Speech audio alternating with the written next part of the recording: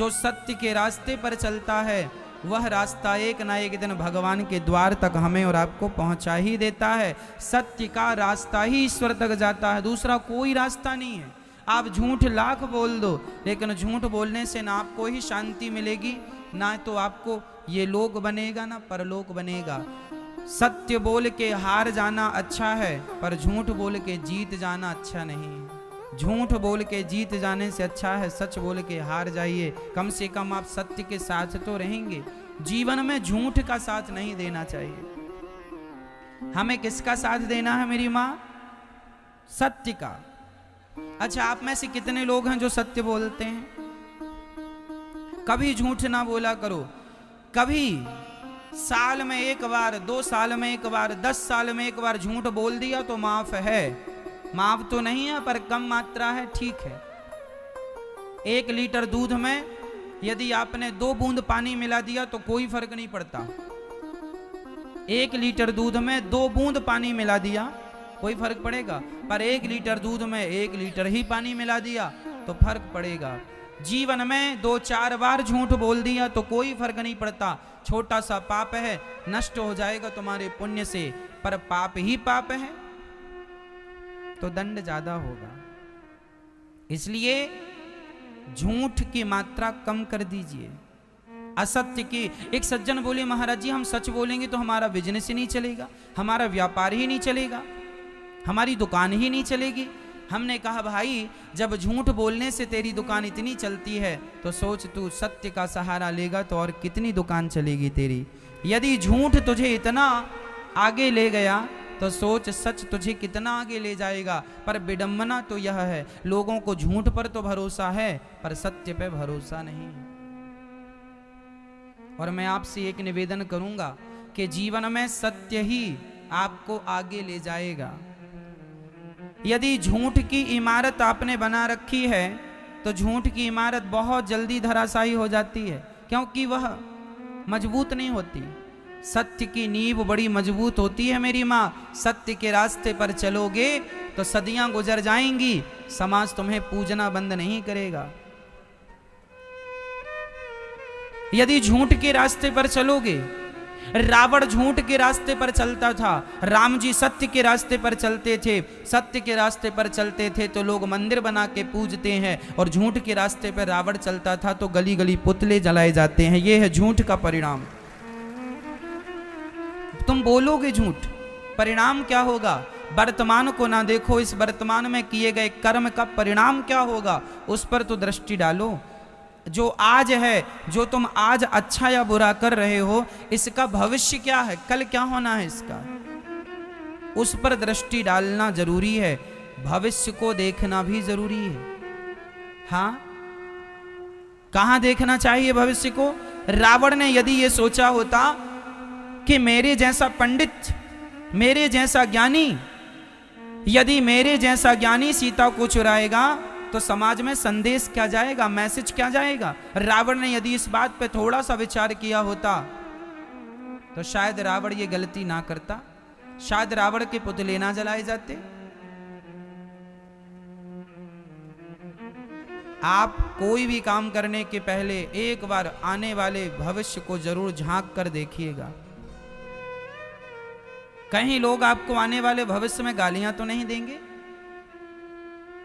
Osama नाम का एक व्यक्ति था जो मारा गया, लादेन। उसने कितना अपराध किया, कितने निर्दोष लोगों को मारा। क्या हुआ? आज तक लोग उससे गालियां देते हैं, आज तक उसके नाम पर किसी ने आंसू नहीं बहाए होंगे।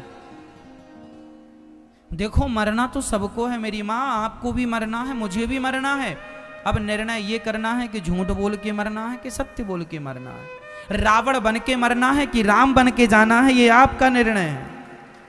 आप देख लीजिए। इसलिए गलत मार्ग ना अपनाइएगा, वह आपके लिए बहुत हानिकारक है। अच्छा तो लगता है, खुजली जब होती है खुजलाने में बड़ा अच्छा लगता है, बहुत अच्छा लगता है, लेकिन जो उसकी जलन होती है ना खुजलाने के बाद, वो बड़ी दर्दनाक होती है। ऐसे झूठ भी खुजली की तरह, झूठ बोलने बड़ा मजा आता, हाँ बड़ा मजा आ गया, बहुत पैसे मिल गए, बहुत कमा लिया, बहुत बड़े आदमी बन गए, लेकिन उसका जो रिएक्शन होगा, जो उसकी जलन होगी, असहनीय वेदना होगी, असहनीय दर्द होगा। इसलिए जीवन में कभी भी गलत रास्ते पर ना चलना। बच्चों को यही सिखाओ बचपन से, बेटा नमक रोटी खा लेना पर सत्य की ही रोटियां खाना। झूठ के हलवा पूड़ी से अच्छा है सत्य की नमक रोटी खाएं। वह सत्य की नमक रोटी ना जल्दी हजम हो जाती है, चूरन नहीं खाना पड़ता। और पाप की रोटियां खाने के बाद चूरन खाओ तो भी हजम नहीं होती, पेट गुड़गुड़ गुड़गुड़ करता रहता। ना तो रात को नींद आएगी, ना तो चैन मिलेगा। आप आलीशान बंगला बनवा लीजिएगा, झूठ बोल करके, पाप करके रह लीजिए, उस बंगले में शांति नहीं मिलेगी। रावण सोने की लंका में रहता था, शांति नहीं मिली। जबकि रावण जिस लंका में रहता था वह लंका किसने बनवाई थी आपको पता है? वह लंका भगवान शंकर ने बनवाई थी। किसके लिए बनवाई थी? अपने लिए। पार्वती ने कहा कि पहाड़ में रहते रहते बहुत दिन हो गए, थोड़ा सा सबने घर बनवा लिया, हाँ सब सेटल हो गए, थोड़ा आप भी घर भर बनवा लीजिए, हम लोग भी वहाँ थोड़ा अच्छे से रहें, परिवार की तरह लगे कि हाँ हम लोग भी अच्छे से रहते हैं, यहाँ पहाड़ में पड़े रहते हो। शंकर जी ने कहा पार्वती की इच्छा है तो एक बढ़िया सा घर बनवाते हैं। और शंकर जी ने कृपा की और सोने की लंका बनवा दी शंकर जी ने। और गृह प्रवेश, अब घर बनाया तो गृह प्रवेश के लिए पंडित जी, तो शंकर जी बोले इस समय बढ़िया पंडित जी रावण ही हैं। रावण को बुलाया, आओ पंडित जी जरा गृह प्रवेश कराओ। तो रावण ने गृह प्रवेश कराया। शंकर जी ने कहा बताओ दक्षिणा में क्या चाहिए? लंका। रावण बोला ये लंका बड़ी अच्छी जो आपका घर है, आप क्या करेंगे, आप तो अवगढ़दानी है, आप जहां रहते थे वहीं रहिए, ये हमें दे दीजिए। पार्वती ने बोला हे भगवान कैसा पंडित है, गृह प्रवेश में घर ही मांग लिया। तो माता पार्वती, शंकर जी बोले अब तो दे दिया हमने। पार्वती से कहा चलो वहीं जहां थे।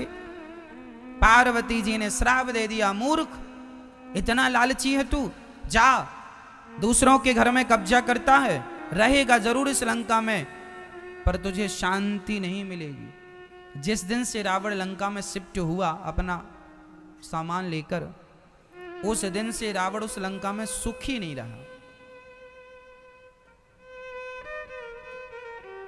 आपको क्या लगता है दूसरों की संपत्ति हड़प लेने से सुख मिल जाएगा?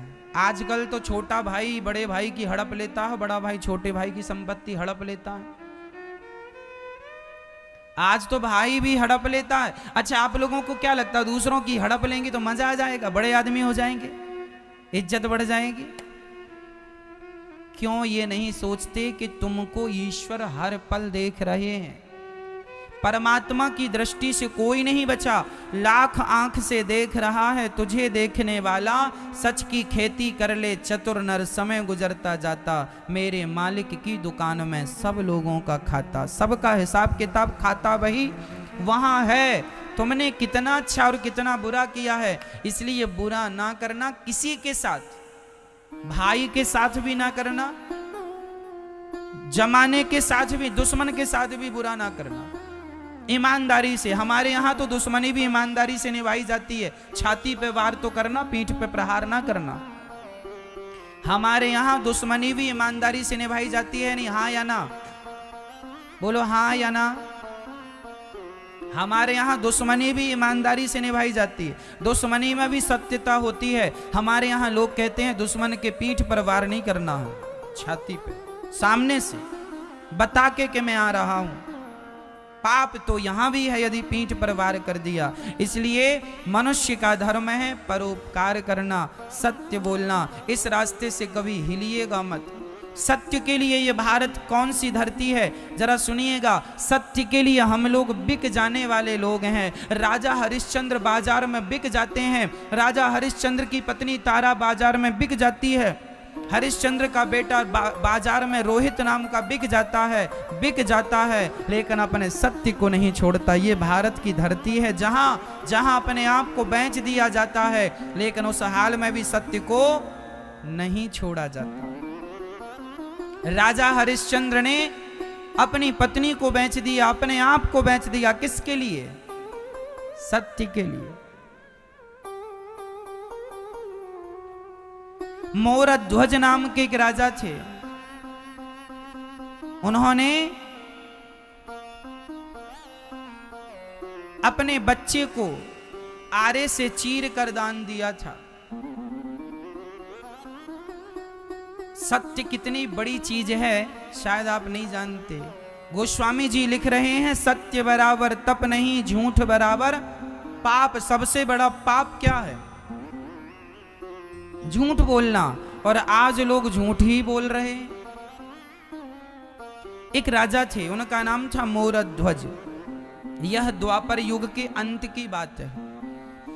जब द्वापर युग में महाभारत का युद्ध हो गया, धर्मराज युधिष्ठिर राजा बन गए और राजा बन के उन्होंने प्रजा को खूब भंडारा किया, भोजन प्रसादी कराया, लंगर चलाया, यज्ञ किया, सबको संतुष्ट किया दान दक्षिणा देकर। तब अहंकार से अर्जुन ने अंगड़ाई लेते हुए श्री कृष्ण से कहा, श्याम सुंदर बताओ, कैसे धरती में हमारे भाई से बड़ा कोई दानी है? क्या हमारे भैया धर्मराज युधिष्ठिर से बड़ा कोई दानी दूसरा है? बड़ी अहंकार से ये बात अर्जुन कह रहे हैं। भगवान मुस्कुरा दिए। भगवान ने कहा, अर्जुन तुम्हारे भाई का नाम तो लिस्ट में सबसे नीचे है। अरे नीचे? तो जरा हमें लिस्ट चेक कराओ, सबसे ऊपर किसका नाम है? भगवान ने कहा, लिस्ट चेक ना करो, हमारे भक्तों का हिसाब किताब हमारे पास रहता है। तुम्हारा भाई तो अभी बहुत छोटा है, दानियों के नाम पर छोटा। अच्छा, तो बड़ा कौन है? जिद कर ली अर्जुन ने, हमें बताओ कि सबसे बड़ा दानी कौन है। भगवान ने अपनी लिस्ट पकड़ा दी, देखा तो सबसे ऊपर नाम था मोरध्वज का। इस दुनिया में बड़े बड़े दानी हुए हैं मेरी मां। उन दानियों में दानवीर कर्ण भी हैं, दानवीर हरिश्चंद्र भी हैं, लेकिन इन सबके दान से श्रेष्ठ दान मोरध्वज का दान है। ये मोरध्वज ने आखिर क्या दान कर दिया? चर्चा लंबी है। जब अर्जुन ने देखा कि मोरध्वज नाम का व्यक्ति है, उसका नाम, अर्जुन ने कहा, महाराज मैंने तो इस आदमी का नाम भी नहीं सुना। यदि दानी होता तो मेरे कानों में इसका नाम कभी ना कभी तो पड़ता। भगवान बोले, ये दानी जरा गुप्त में रहता है, छिपा करके देता है, इसे जान पाना संभव नहीं। अर्जुन बोले, मैं परीक्षा लेकर देखूंगा कि सच्ची दानी है कि आप पक्ष ले रहे हैं भक्त का। भगवान बोले, देखो मुझे तो उस पर कोई संदेह नहीं है, सच्चा दानी है। तुम्हें फिर भी संदेह है? चलो परीक्षा ले लो। अर्जुन, कृष्ण और यमराज, यमराज जी को बुलाया गया। अर्जुन और कृष्ण ने ब्राह्मण का रूप बनाया, यमराज को शेर का रूप बना दिया। शेर बन गए, बूढ़ा सा शेर बन गए यमराज जी। अर्जुन और श्री कृष्ण पंडित जी बन के गए। भिक्षाम देही, भिक्षाम देही। मोरध्वज के दरवाजे में जाकर भिक्षा, जब भिक्षा मांगी, मोरध्वज निकल के आए। ब्राह्मण देवता आए हैं, देखो घर में ब्राह्मण आए तो बड़ा सम्मान किया करो, बड़ा आदर किया करो, ना जाने किस रूप में नारायण मिल जाए, है ना। सम्मान किया मोरध्वज ने, चरणों को पखारा, चरणों को धोए, चरणों को धोकर बिठाया, आरती उतारी, पूजा की। और मोरध्वज ने कहा, महाराज ये बताइए आपका आगमन क्यों हुआ है? मैं आपकी क्या मदद करूं, क्या सेवा करूं, बताइए। ब्राह्मणों ने कहा, राजन आज हमने सुना है तुम बहुत बड़े दानी हो। अच्छा, मोरध्वज का नियम था कि पहले जब तक किसी को दे नहीं देते थे तब तक वह अन्न भी ग्रहण, जल भी ग्रहण नहीं करते थे। दान देकर ही वह कुछ खाते और पीते थे। आज ब्राह्मण आए हैं, क्या देना चाहिए? जो आप मांग लेंगे सो दे देंगे। अच्छा, तो फिर एक काम कीजिए ना। ब्राह्मणों ने कहा, यदि देना हो तो हाथ में जल लेकर संकल्प लो। ऐसा तो नहीं कि हम मांगे और आप मुकुर जाओ, इसलिए पहले संकल्प। अच्छा, मोरध्वज ने कहा, जो मैं कह देता हूं वह करता हूं, प्राण जाए पर वचन न जाए। आपको फिर भी यकीन नहीं है तो एक काम कीजिए, ये रहा संकल्प। हाथ में जल लेकर के संकल्प कर दिया, जो आप कहेंगे मैं दूंगा। संकल्प छूट गया। अब ब्राह्मणों ने कहा मोरध्वज आपने संकल्प दे दिया है, जो मांगूंगा दोगे। मोरध्वज ने कहा मेरा शीश मांग लोगे, शीश दे दूंगा, राज्य मांग लोगे, राज्य दे दूंगा, जो मांगो दे दूंगा। ब्राह्मणों ने कहा ना तेरा शीश चाहिए, ना तेरा राज्य चाहिए, फिर क्या चाहिए? कह दिया ब्राह्मणों ने महाराज मेरा शेर बाहर खड़ा है, महीने भर से भूखा है, बूढ़ा हो गया है, दांत गिर गए हैं, कुछ खा नहीं पा रहा है, उसके लिए जरा से मांस की व्यवस्था कर दीजिए, मांस दे दीजिए। मोरध्वज ने कहा बस इतनी सी बात? अरे मांस चाहिए, मैं अपना मांस देता हूं, आपका शेर कितना खाएगा?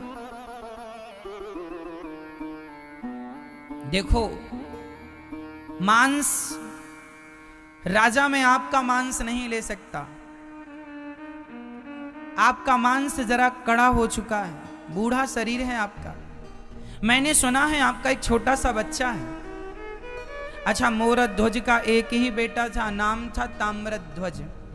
अभी केवल 6 साल की आयु थी, 5 से 6 साल का बालक था, छोटा सा था। बहुत पूजा पाठ करने के बाद, बहुत प्रार्थनाएं करने के बाद विधाता ने यह बेटा दिया था।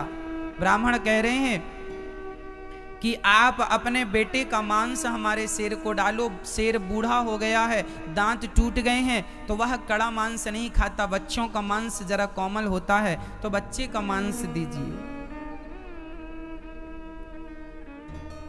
पर शर्त एक और है। क्या शर्त है? बोले हमारे शेर के दांत नहीं है तो वह मांस फाड़ नहीं सकता, तो आपको ही अपने बच्चे के टुकड़े टुकड़े करने होंगे, आपको बच्चे को फाड़ कर देना होगा, क्योंकि वो तो फाड़ नहीं सकता, उसके तो दांत टूटे हैं।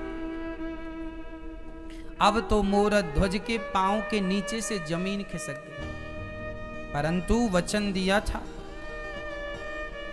मोरध्वज के सामने सबसे बड़ा संकट यह था कि यदि मैं बेटे को जबरदस्ती पकड़कर मार डालता हूं तो बाल हत्या लगेगी, किसी को भी मारना हत्या है।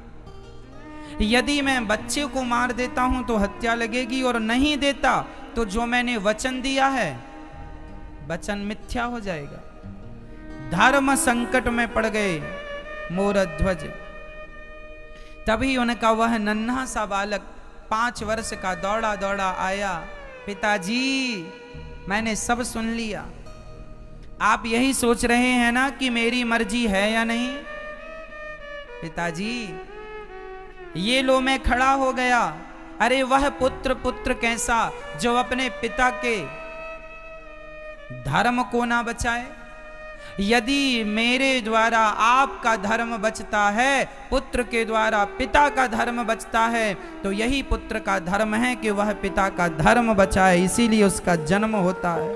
मैं आपके धर्म की रक्षा के लिए मैं अपने प्राणों का बलिदान दे सकता हूं पिताजी, आपका वचन मिथ्या ना हो। यदि आज आपका वचन टूट गया तो आपका धर्म चला जाएगा, और बेटे के रहते बाप का धर्म चला गया तो बेटे का होना व्यर्थ है।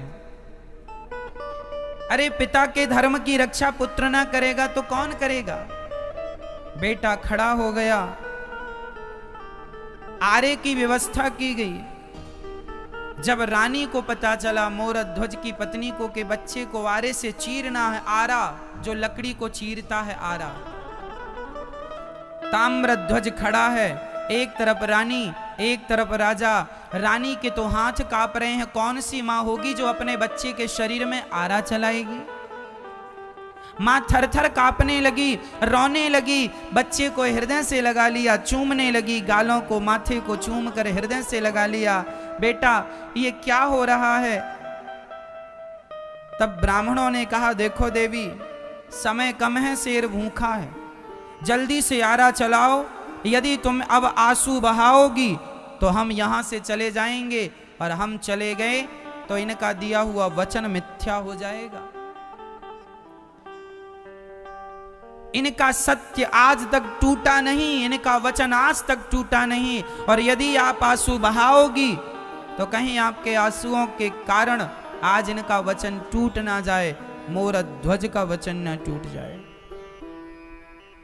रानी ने अपनी आंखों के आंसू पोंछे, बेटे को बीच में खड़ा किया, बेटे ने मां की तरफ देखा, मां पुत्र की रक्षा मत करो, मां धर्म की रक्षा करो। यदि आज पिता का वचन टूट गया, पिताजी ने जन्म से लेके आज तक कभी झूठ नहीं कहा, यदि मेरा बलिदान नहीं दिया आपने, तो पिता का पहली बार वचन टूट जाएगा। और मैं आपसे कहता हूं मां, पुत्र मर जाएगा तो फिर वापस आ सकता है, पुत्र चला जाएगा तो वापस आ सकता है, पर धर्म चला गया तो वापस नहीं आएगा। इसलिए पुत्र की रक्षा नहीं, आज धर्म की रक्षा कीजिए। धर्मो रक्षति रक्षिता। खड़ा हो गया बेटा, सिर पे आरा रखा गया, एक तरफ रानी ने एक तरफ राजा ने पकड़ा और बस आरा चलाने ही जा रहे थे कि उस नन्हे से बच्चे ने आवाज लगाई, माँ एक पल के लिए रुक जाओ। दौड़ कर गया, रुई लेकर आया, माँ के कान में रुई लगा दिया, पिता के कान में रुई। माँ ने कहा, पुत्र ये रुई कान में क्यों? माँ जब आप आरा चलाओगी ना तो मैं चीखूंगा, चिल्लाऊंगा, शायद मैं दर्द के कारण बहुत जोर से चीखूं और मेरी चीख यदि आपके कानों में चली गई तो आप आरा चलाना बंद कर दोगी माँ, और आरा चलाना बंद कर दिया तो पिता का धर्म संकट में पड़ जाएगा। इसलिए कानों में रुई लगा रहा हूं कि मैं कितना भी चीखूं, कितना भी चिल्लाऊं, पर आप आरा चलाना बंद मत करिएगा। कान में रुई लगा दिया, खड़ा हो गया, आरा चलाना स्टार्ट किया। खून की पिचकारियां दीवारों में जाने लग गईं, माँ के माथे पे खून आने लगा बच्चे का, पिता के माथे पे खून आ गया, चारों तरफ रक्त ही रक्त बिखर गया। और देखते ही देखते वह बच्चा 2 भागों में फट गया। सिर से आरा चलाया, 2 भागों में फट गया। ब्राह्मणों ने कहा, इसका दाहिना अंग ले जाकर मेरे शेर को डाल दो और इसका बायां अंग ले जाकर गटर में फेंक दो। जब ये गटर की बात आई तो मां की आंखों में आंसू आ गए। ब्राह्मणों ने कहा, आपसे मना किया था कि रोना नहीं है। महाराज मैं इसलिए नहीं रो रही हूं कि पुत्र चला गया। फिर क्यों रो रही हो? महाराज इसका एक भाग आपने शेर को डालने को कहा, दूसरा फेंकने को। एक खाएगा तो दूसरा भी खिला दीजिए, कम से कम बच्चे का पूरा शरीर किसी के काम तो आएगा, गटर में यूं ही पड़ा रहेगा। इसका एक अंग आपके काम आ गया, इसका दूसरा अंग आपके काम नहीं आ सका, इसलिए मेरी आंखों में आंसू आ गए। ब्राह्मणों ने कहा, अच्छा ठीक है। भगवान श्री कृष्ण ने कहा, हमें भूख लगी है, जाओ भोजन बनाओ। राजा रानी ने स्नान किया और उसी हाल में भोजन बनाया। अब देखिए जरा, ये भारत की सच्ची घटना, घटी हुई घटना है। जैसे गुरु गोविंद साहब के 2 बच्चों को दीवार में चुनवा दिया गया था, ये केवल कहानी नहीं है, ये इतिहास की सच्ची घटना है। उसी प्रकार ये भी सच्ची घटना है। ये केवल कल्पना नहीं है, कहानियां नहीं है, ये घटी हुई घटनाएं हैं। श्री भगवान ने कहा भोजन कराओ, दोनों ने भोजन बनाया और जब थाली सामने आई, भोजन जब भगवान ने ग्रहण करना शुरू किया, रोटी तोड़ी और वापस रख दी। राजन, हम आपके घर भोजन नहीं करेंगे। क्यों महाराज? आप हत्यारे हैं और हत्यारों के घर हम भोजन नहीं करते। हत्यारे? हमने कौन सी हत्या की? अभी अभी आपने बच्चे को मारा है, मेरे आंखों के सामने सिर पर आरा चलाया। महाराज वो तो आपने कहा था, हमने कहा था तो बच्चे को मार डालोगे?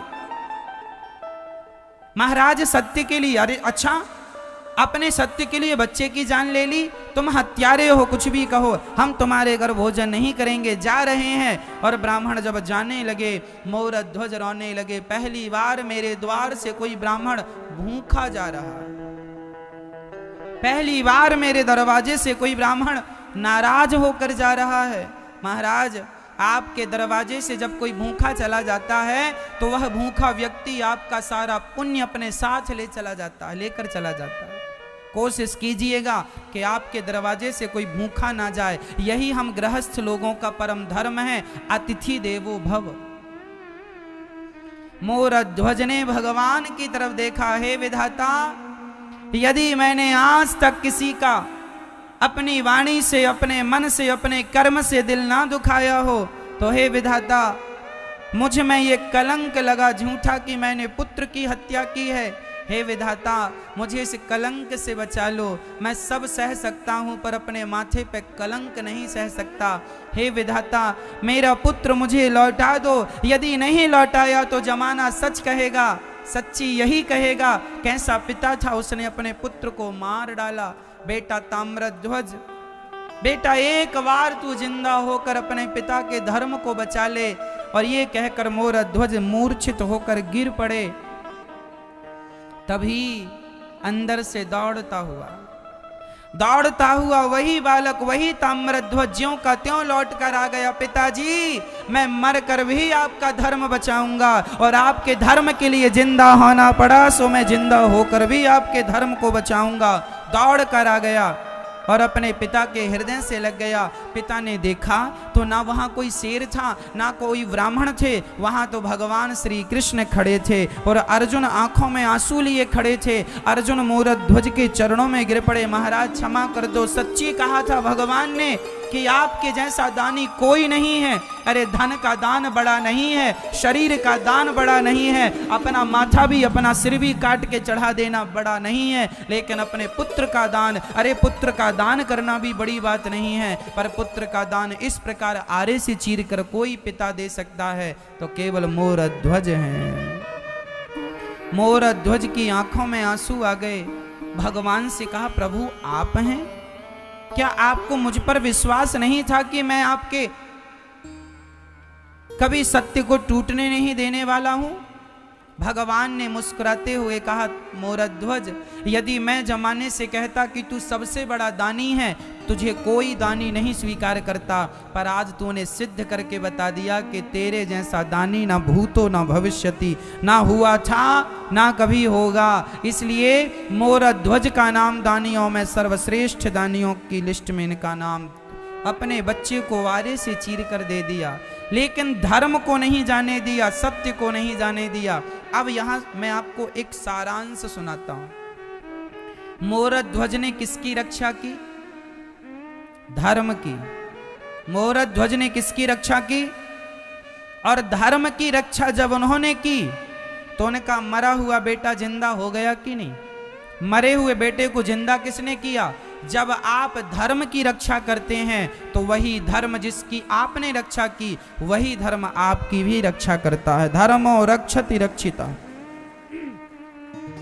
यदि आप धर्म की रक्षा नहीं करेंगे तो धर्म भी आपकी रक्षा नहीं करेगा। सत्य की रक्षा आप करेंगे तो सत्य भी आपकी रक्षा करेगा। इसलिए सत्य के रास्ते पर चलना है। ये भारत वही भारत है, ये मिट्टी वही मिट्टी है जहां सत्य के लिए मर गए, मिट गए, लेकिन सत्य को नहीं जाने दिया। इसलिए प्रार्थना करता हूं 1000, 2000, लाख, 2 लाख, 10 लाख के लिए झूठ ना बोला करो। 10 लाख भी तुम झूठ बोल के कमा लोगे तो 10 लाख 10 दिन में खत्म हो जाएगा, लेकिन जो झूठ बोल के 10 लाख कमाया है वो 10 जन्मों में भी खत्म होने वाला नहीं। वह झूठ का परिणाम मिलेगा और वह दंड भोगना पड़ेगा। पैसे खत्म हो जाते हैं मां, पर पाप खत्म नहीं होता। पापों का दंड तो हमें भोगना ही पड़ता है। बच्चों को सिखाइए कि वह झूठ ना बोला करें, असत्य ना बोला करें, सदा सत्य का सहारा लिया करें, आश्रित सत्य का आसरा लिया करें। सत्य की शरण में जो रहता है, सत्य कौन? ब्रह्म सत्यम। सत्य मीन्स ईश्वर। जो सत्य की शरण में है वही भगवान की शरण में है, जो सत्य की शरण में नहीं वह भगवान की शरण में भी नहीं। सत्य मीन्स ईश्वर, सत्य मीन्स कृष्ण, कृष्ण ही सत्य है। तो आप सत्य बोलते हैं मतलब आप कृष्ण का आश्रय लिए हैं।